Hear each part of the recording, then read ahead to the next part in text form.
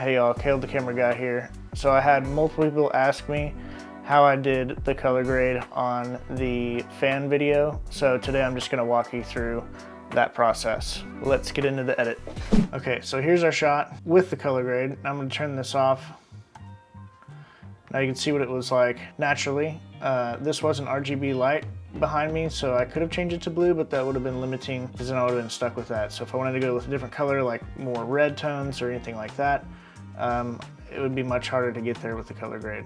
So I'm just gonna turn these nodes on one by one to just kind of show you what I did. Here, my first node. This is usually what my node tree looks like with all my edits. So in this first node here, I have a exposure node just to brighten it up a bit. This next one is where I really did a lot of work on the color. So if I activate this, now you can see that I pulled the gain over here, which is basically the highlights, down into the teal, and then I pushed this, the shadows, the lift, just slightly up into the orange to balance it out. And then I did a huge shift here in the temperature. You can see I bumped it all the way to 4,000. Right, so if I wanted to go with a different look, I could adjust this here, minor adjustment here in the tint, and then let's go on. So these are all just basically inactive, there's nothing going on there. As you can see, it's really grainy from the noise because I didn't have enough light going this direction like key light. It was just all backlit. So I added a noise reduction node here, temporal noise reduction, 4 frames better, large motion range, and about almost to 50% here. And as you can see, it made it real soft. Let me shift back and forth between these.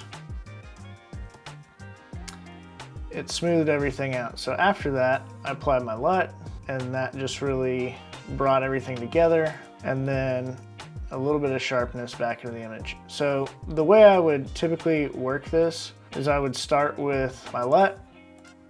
So here's that.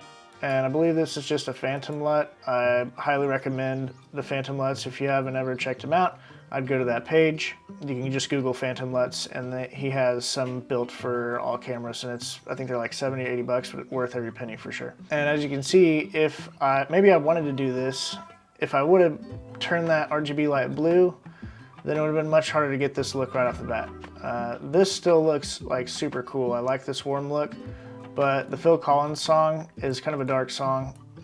You know, it's talking about, like, I'm pretty sure he's talking about seeing somebody murder someone or something like that. I don't know, but so I wanted this cool blue look, and that's why I made this shift here. As you can see, there's the exposure after the LUT, shift into the blue, noise reduction, and then a little bit of sharpen. So that's pretty much it for the color grade. As far as the edit goes, I'll show you this real quick. So this section here, if I decompose this, this is what this looks like. Essentially, these are all just layered, and then I flipped it, right? So I took this shot, and then I flipped it and duplicated it and dropped it down here below. And then I adjusted the composition mode to screen and screen. So you get that dual effect there. And then it cuts back to this shot. And this is basically just a fast forwarded section. Like down here is where I pulled the clip from. And so I just cut this, pasted it down here, and then zoomed in quite a bit. You can see 1.5, I zoom out on this, and I adjusted it.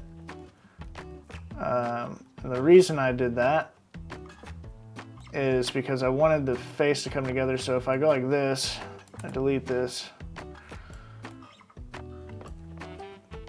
drag this out a little bit, turn all this off. So it looks like basically my face doubled. It's gonna meet at the nose and essentially like complete a full face. And that was something I thought was really cool. So that's why I did that. And then yeah, I just chop back and forth between the drum beats. Doom, do, doom, do, doom, do, doom. And that's pretty much it. This was shot in 120 frames per second. And I even, let's see what I changed this. I pulled this down from 120. This timeline is in 24 frames per second. And so I dropped it to 33%. And then in DaVinci, you have this option here for retime and scaling. If I just don't turn this on, it'll be a little clippy. But if you do turn this on, and you just add optical flow, it'll blend all those frames. It'll make up the frames with AI basically to smooth out the shot.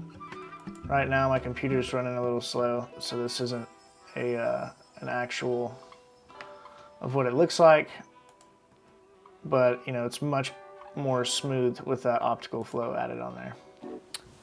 Boom, and that's pretty much it. I appreciate everybody commenting, and this thing's blown up insanely, like 1 million views now, and I can't believe it. It was such a simple thought that I had one night. I never executed on it. I mean, I just like threw it in the back with everything else and said, oh, I'll just get to it one day.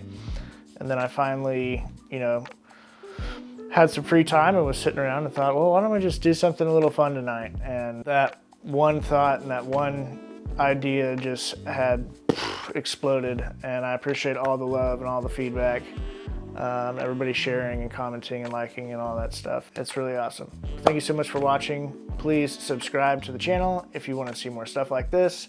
And if I didn't answer anything and you have more questions, just leave a comment. I will get to it as soon as I can. Thank you.